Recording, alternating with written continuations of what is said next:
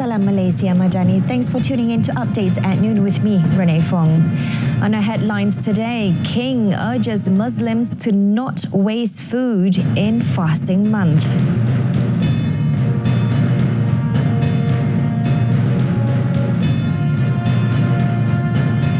Coalition under unity government to convene on 14th May.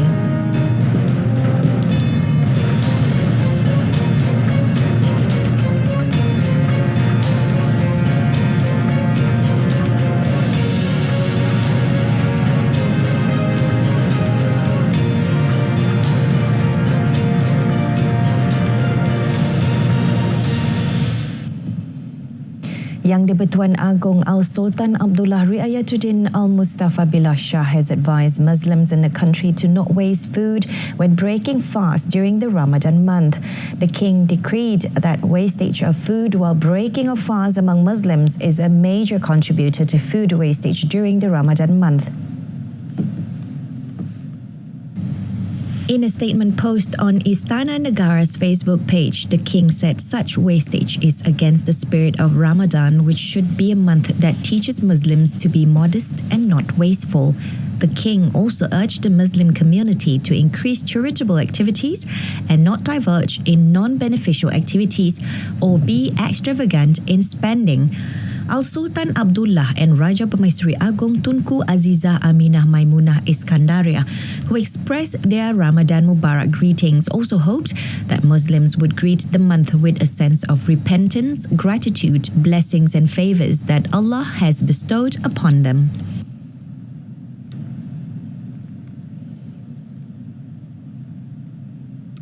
The Ministry of Health will continue Ops Ramadan 2023 simultaneously nationwide at all food premises, including bazaars. Health Director General Tan Sri Dr. Nur Hisham Abdullah said the operation involved inspection of the premises as well as food sampling to ensure that food prepared or sold was safe, in compliance with the Food Act 1983 and the regulations under it. In a statement, he said the inspection will also be carried out in collaboration with the local authority PBT. Tan Sri Dr. Nur Hisham said active inspection was carried out at the source level, covering raw materials and food preparation places for traders licensed by the local authority. He said in preparation for the month of Ramadan, also, inspection activities have been carried out at focal premises such as at hotels that provide Ramadan buffet, at premises of raw material supply and also at ice-making premises. He said that collaboration with PBT was also held, including holding food safety briefings for Ramadan Bazaar operators, as well as ensuring that traders receive anti-typhoid injections and undergo food operator training. Users can lodge complaints related to food safety by contacting the State Health Department, the nearest district health office. The convention involving all parties in the unity government will be held at Dewan Merdeka World Trade Center, Kuala Lumpur on 14th May. Deputy Prime Minister Datuk Seri Dr. Ahmad Zahid Hamidi said the convention, to be attended by 20 parties under the unity government, is to show solidarity among the coalition parties for the leadership of Prime Minister Datuk Seri Anwar Ibrahim. Yang penting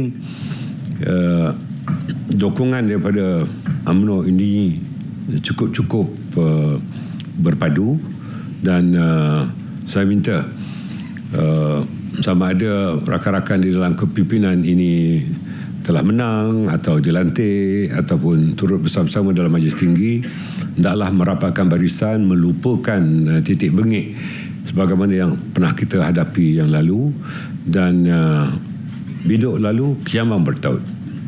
Kita buka lembaran baru pada kali ini dan kita santuni rakan-rakan yang lain untuk bersama-sama dengan kita. Tinggi Datuk Sri Zahid said this after chairing the first session of the UMNO Supreme Council meeting 2023 to 2026 in Kuala Lumpur yesterday. On Sunday, the Prime Minister was reported to have said that a convention involving parties in the unity government will be held to determine a common direction and course of action in the administration of the country. Datuk Sri Anwar, who is also Pakatan Harapan PH chairman, said the convention, among others, was also aimed at framing the same thinking and policy among the parties that make up the unity government. On talks regarding seat distributions for the upcoming state elections, Datuk Sri Zahid said the matter had yet to be officially discussed with parties in the unity government. The BN chairman said the Chief Secretariat for the Unity Government Consultative Council will study the details that will be discussed. There is no need to take action under the Sedition Act against Tun Dr. Mahathir Mohamad over the former Prime Minister's criticism of the government. However, Home Minister Datuk Sri Saifuddin Nasution Ismail said he will leave it fully to the police to take appropriate action if necessary. Ulangi, siapa pun boleh bagi pandangan, tapi jangan sampai cross the line yang berupa perkara terkait dengan sentimen kaum dan agama diikuti dengan perkara yang terkait dengan institusi raja. The minister said this in response to Padang Rengas UMNO Division Chief Datuk Sri Muhammad Nazri Abdul Aziz, who called for action under the Sedition Act to be taken against Tun Dr. Mahathir for criticising the current government. Datuk Sri Saifuddin said that his ministry also took note of the organisation of a rally and the Malay Proclamation event, which the former Prime Minister had been due to attend. The event was organised following Tun Dr. Mahathir's claim that Malays have lost more power under the current government administration.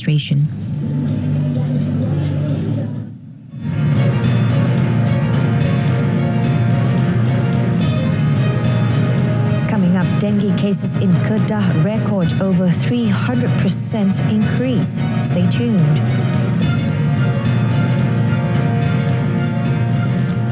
The proposal to establish Maktab Rendah Sains Mara MRSM pay schools for well-to-do groups will not involve any government allocations.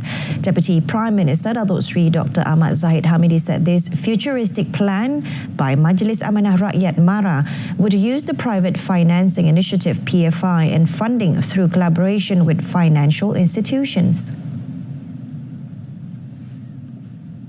Dalam perancangan kami tidak akan menggunakan peruntukan daripada kerajaan. Sebaliknya kita akan menggunakan perkataan PFI, Private Finance Initiative, dan kita akan bersama dengan institusi kewangan untuk pembiayaan. Dalam hal ini kita mesti keluar daripada kepompong dan berfikir tanpa kotak. Datuk Sri Zahid, who is also a Rural and Regional Development Minister, gave an assurance that the fee-paying MRSM would not be built on land reserved for projects meant to benefit the poor. Speaking during Minister's question time in the Dewan Rakyat, the Deputy Prime Minister said the government will cooperate with several parties using smart partnership for its construction. He was replying to a supplementary question from Muar MP Syed Sadiq Syed Abdul Rahman on whether the government would utilise Mara land reserved for poor people and a B40 group to cater for the schooling of T20 and M40 children.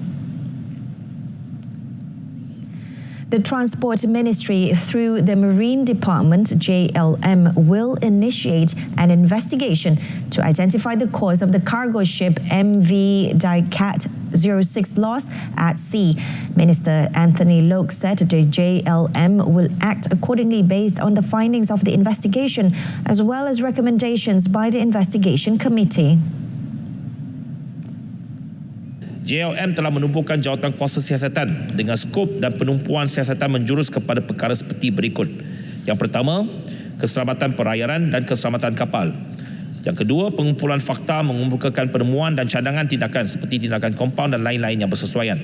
Ketiga, mengemukakan laporan dalam masa 30 hari daripada tarikh penubuhan jawatan kuasa siasatan. Speaking in reply to a question asked Tuaran MP Datuk Sri Madias Tangau, the Transport Minister also reaffirmed the commitment of the government in handling the matter.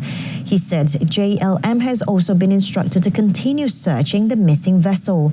On 9th January, the Malaysian registered cargo vessel carrying 527 pipes valued at over 700,000 ringgit was reported missing in Indonesian waters. Dengue cases in Kedah recorded a whopping 387.1% increase, involving a total of 867 cases as of last Saturday, compared to only 178 cases for the same period last year. Kedah State Exco Datuk Dr. Muhammad Hayati Osman said the increase was considered quite high, but the situation was still under control with no deaths reported thus far. According to Datuk Dr. Muhammad Hayati, until 18th March, a total of 82 outbreaks were recorded compared to 18 for the same period last year. Of the 82 outbreaks, he said 57 have ended, 24 are still active and 1 is a hotspot outbreak. Datuk Dr. Muhammad Hayati, who is also the Health and Local Government Committee Chairman, said with the increase in dengue infections in Kedah, public involvement in epidemic and case control efforts is essential. He added that the public needs to shoulder the responsibility of carrying out environmental cleaning activities as well as finding and destroying breeding grounds for Aedes mosquitoes in their homes and premises. Muslims in and around Tasik Titi Wangsa could not congregate their Tarawih prayers last night when fire, which started at about 7 p.m, destroyed almost 90% of the Ibn Sina Mosque in Taman Tasik Titi Wangsa on the eve of the fasting month. A spokesman for the Kuala Lumpur Fire and Rescue Department Operations Centre, when contacted, said the centre had received an emergency call at 7:10 p.m. before a team from the fire and rescue station was deployed at 7:17 p.m.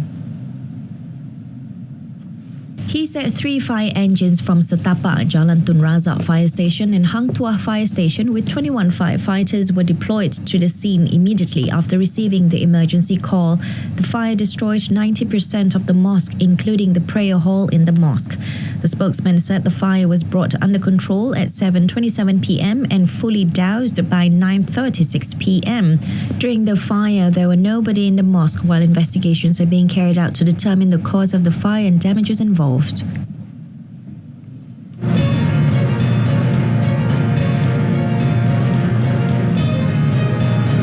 On the foreign front, content creators protest in front of US Capitol against TikTok ban. Stay with us.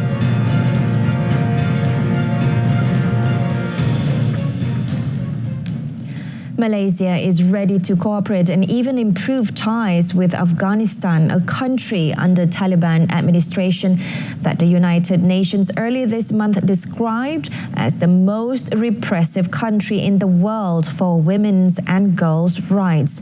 Prime Minister Datuk Sri Anwar Ibrahim said Malaysia's position had been conveyed to the Organisation of Islamic Cooperation, OIC, which is ready to assist in terms of Malaysia's relationship with the Afghan government.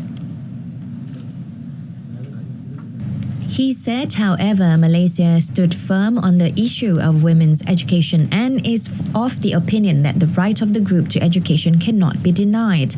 Earlier, Datuk Sri Anwar received a courtesy call from OIC Secretary General Hussein Ibrahim Taha and the OIC delegation after performing the Umrah in Mecca. The international media, among others, had previously reported that the Afghan government prevents girls from obtaining education beyond the 6th grade and women from public spaces like parks and gymnasiums. However, on Friday, acting Foreign Minister of Afghanistan Amir Khan Muttaqi was reported to have said that girls will be allowed to return to schools as soon as internal issues in the country are resolved. Colombia's armed forces and police are ready to confront and respond to the increase in attacks by the Clan del Golfo following the government's decision to suspend a bilateral ceasefire with the illegal armed group. President Gustavo Petro suspended the bilateral ceasefire after the clan attacked police with rifles in the northwest of the country amid a 3-week protest by miners opposed to military operations against illegal gold mining.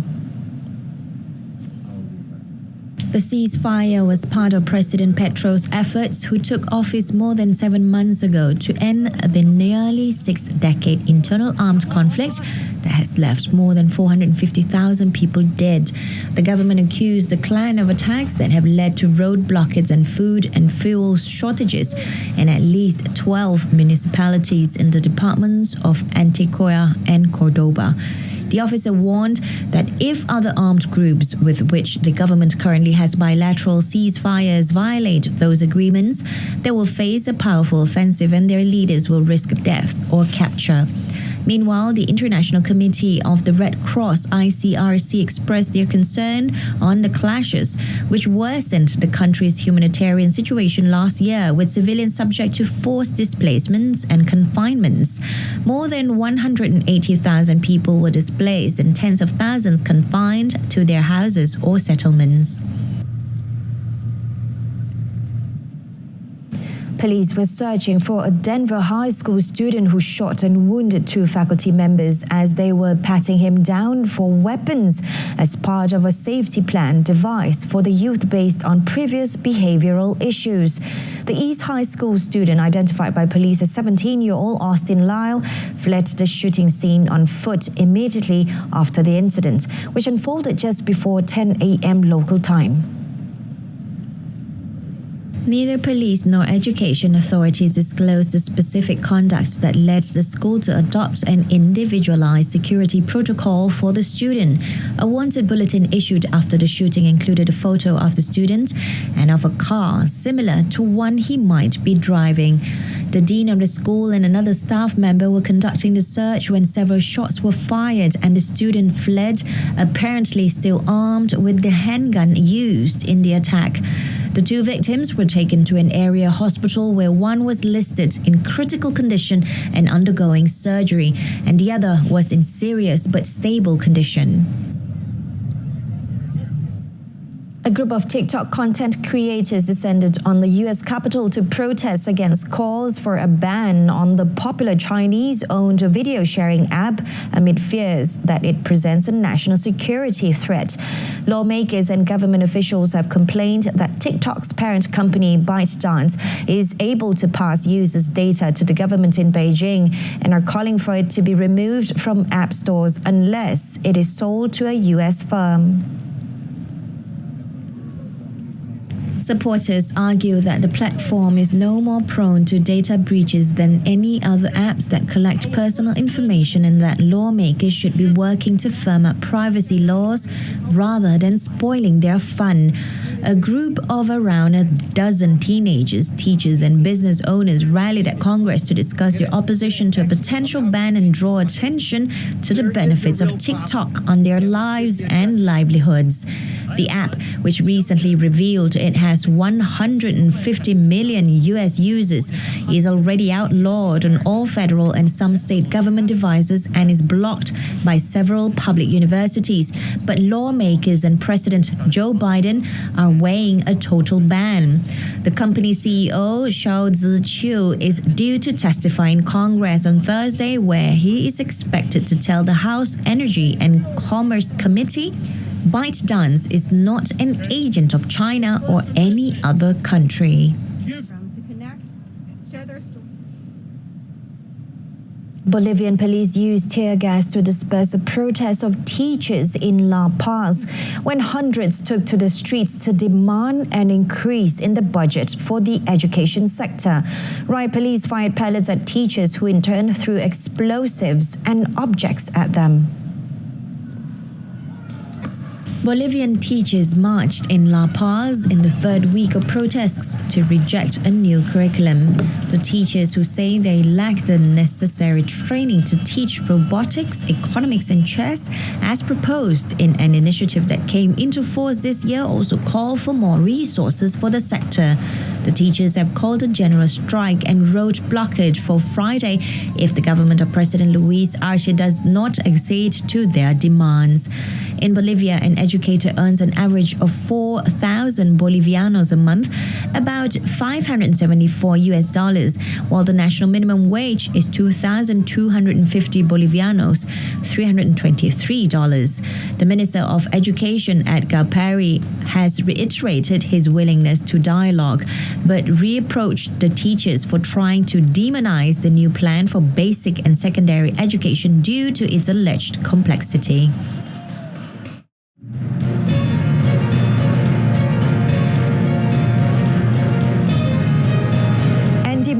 Suffers first round exit in Miami Open. That and more in our sports segment.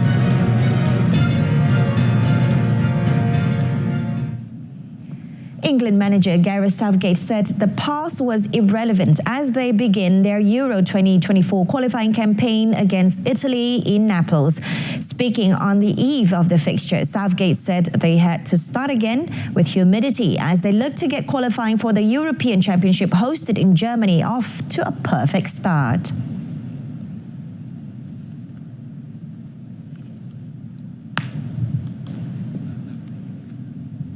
The fact that whatever we've done in the past is irrelevant tomorrow night because we have to start again. We have to have the humility to work hard to qualify again, and it's a great fixture for us to get that underway. England and Italy find themselves in Group C alongside Ukraine, Montenegro and Malta. The two nations played out the tournament's last final at Wembley in July 2021, with Italy edging their English opponents 3-2 on penalties following a 1-1 draw. That was the last bit of cheer Italian fans had, though, as they went on to miss out on World Cup qualification for Qatar 2022. Meanwhile, Brazil's national football team returned to the training field on Tuesday ahead of a much-anticipated friendly against Morocco on Saturday. The players have been in Tangier since Monday, where they will have 5 days to train. The squad includes 10 newcomers, including Vitor Roque and Andre Santos, Brazil stars at the South American Under-20s, who will join seasoned players like Vinicius Jr., Rodrigo, Casemiro and Eder Militao. Paris Saint-Germain star Neymar will miss the friendly due to a right ankle injury suffered on 19 February during a French championship match against Lille. Brazil will be led by interim coach Ramon Menezes, who fills the national team's coaching vacancy following Tite's departure after the Qatar 2022 World Cup quarter-final defeat to Croatia on penalties.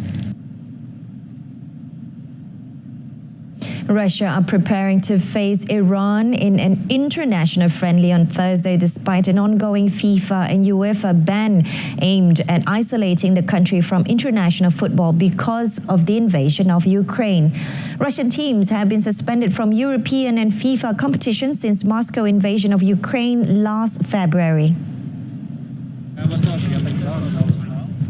A move from the Russian Football Union (RFU) to the Asian Football Confederation (AFC) was touted by RFU chief Alexander Dukov last November as a possible option to allow the Russian national team and clubs to return to international competition. Russian manager Valery Karpin refused to comment on the potential move, but said the match against Iran, which will be Russia's fourth since the invasion, gives them essential game time. Iran qualified for the 2022 World Cup in Qatar, but they were knocked out in the group stages. Karpin said this match would be the hardest test the Russian side had faced in the past year, during which they have defeated Kyrgyzstan and played out 0-0 draws against Tajikistan and Uzbekistan. The Russian team have also been invited to compete in the Central Asian Football Association (CAFA) Championship in June.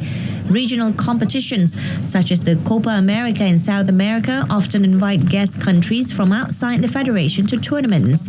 Both SAFF and CAFA are regional organizations under the umbrella of the AFC, which is one of the 6 continental confederations that make up FIFA. Serbian Dusan Lajovic beat Andy Murray 6-4, 7-5 at the Miami Open, sending the Briton packing in the first round with his first hard-court win of the season. After surviving 16-shot rally on the final points, Lajovic will next meet with American Maxime Cressy, who won their only prior encounter. Lajovic drew first blood, breaking the 3 times Grand Slam winner to love in the 7th game and kept the momentum going on the second set. The two men continued to trade blows in the second set, and again it was Lajovic who made the opening move when he secured a break in the 9th game to leave him serving for the match. But with the game tied at 30-30, Lajovic produced his first double fault of the set to allow Murray the opportunity to break back instantly, which he grabbed with both hands. However, a scrappy game followed for an off-color Murray, with Lajovic prospering to break the former world number 1 and have another go at moving into the next round. And the Serb made no mistake as he saw off a forlorn Murray to secure a second round date with Maxime Cressy.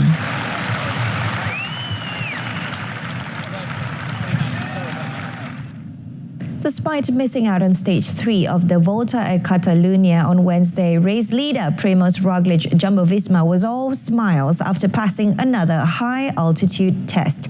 The Slovenian finished just behind world champion Remco Evenepoel, sort of quick step after giving up 2 seconds on the stage to La Molina, and the pair are now tied in the overall standings.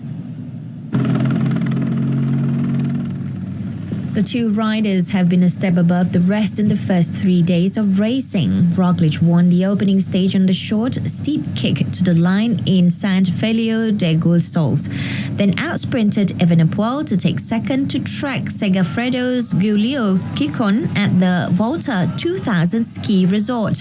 Roglic managed to shadow the Belgian towards the summit, but inside the last kilometre on the final steep hairpin bend, Evenepoel accelerated away and held out for victory 2 seconds ahead of the Slovenian.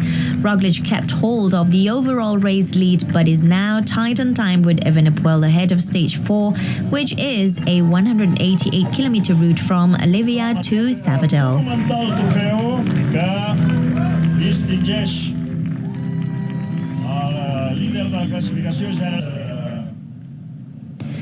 And with that, we reach the end of today's updates at noon. In our top story today, King urges Muslims to not waste food in fasting month and to be prudent while spending. Now, who would have thought that one day a working and flying Iron Man suit is realized, and right now the inventor, Richard Browning, is planning to turn it into an international sporting event. We will leave you with a clip of public trying their hands on the suit. Till then, Malaysia, I'm Renee Fong, and may you have a wonderful day ahead.